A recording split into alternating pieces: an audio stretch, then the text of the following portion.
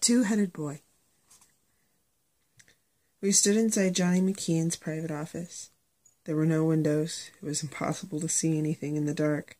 Robbie threw the switch for the office lights. I jumped when they came on. You don't expect things to get all bright on you when you're nervous about doing something you're not supposed to be doing. Robbie shrugged apologetically. He said, "We may as well turn on the light in here. Nobody can see us." My heart raced, but Robbie was right. Nobody could see us. Robbie shut the door to the office, which closed us in with Johnny's things.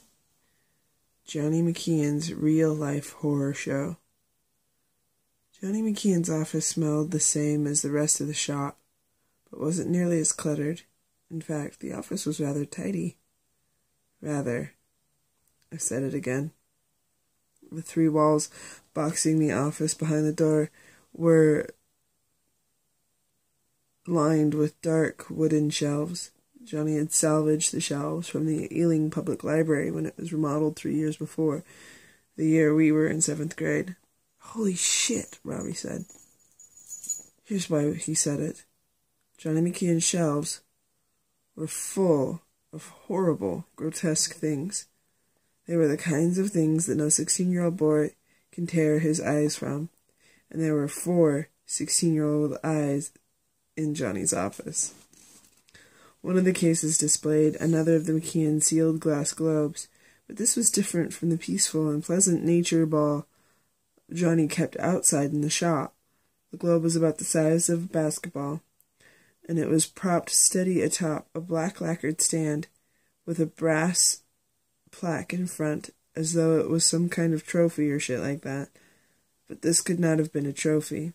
The plaque read, "McKeon Industries, 1969, contained MI plague strain 412E.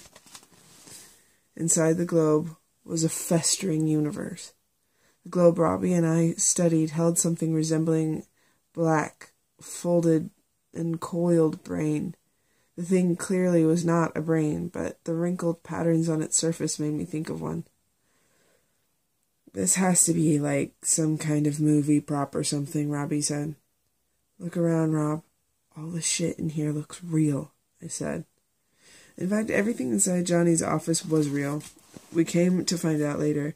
It didn't matter. Neither of us actually believed Johnny McKeon was hiding away props for horror films. The black thing inside the globe pulsed and twitched like a beating heart. It seemed to become more animated the longer we stared at it. It was almost like a gelatinous cauliflower.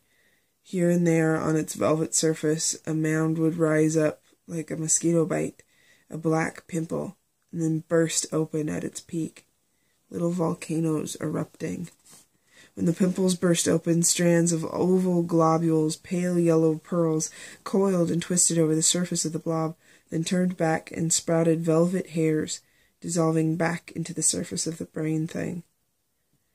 Where the glass globe with the fish, shrimp, plants, and worms outside in Johnny McKeon's shop emanated a placid, almost hopeful aura, this thing whispered of rot and death, disease. Robbie and I could have stared at Johnny's secret collection of things all night. On another case was an assortment of large specimen jars. All of them had a common etched label, McKeon Industries, 1969. Human Replication Strand 4VG03. One of them contained a human head. It was a man's head. His eyes were squinted, half open, and although they were clouded, his pupils and irises were plainly visible. He had pale blue eyes. I could even see small blood vessels in the whites of his eyes. He had a mustache. His lips were tightly pursed and frowning. "He doesn't look too happy," I said. "This has to be fake," Robbie said. "Who would keep shit like this?" "Johnny McKeon would," I answered. "He probably found it when the plant shut down and thought it was cool." "You could charge admission," Robbie said. Another jar in the rack held a pair of human hands.